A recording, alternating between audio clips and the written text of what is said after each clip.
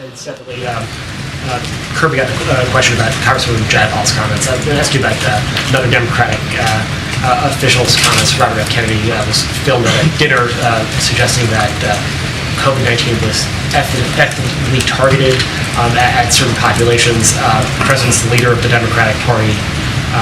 Does he believe that that sort of language, rhetoric, sentiment has any place in the Democratic Party or in American public life at all? It's an important question. I want to be careful here because I don't want to address a 2024 candidate, right? We're not going to do that from here.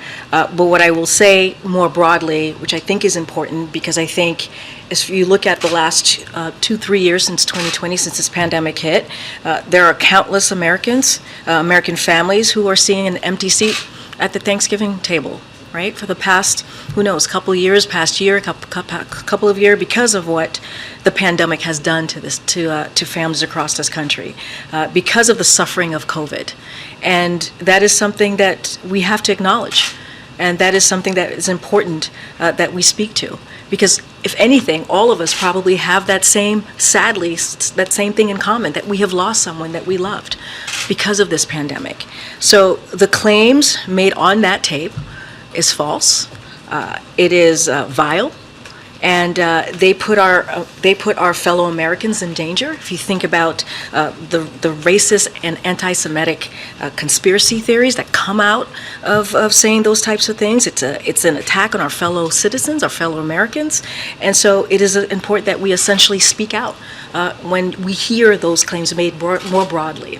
I want to quote something that the American Jewish Committee said, which is the assertion that COVID was genetically engineered to spare Jewish and Chinese people is deeply offensive and incredibly dangerous. Every aspect of these comments reflects some of the most abhorrent anti-Semitic conspiracy theories throughout history and contributes to today's dangerous rise of anti-Semitism.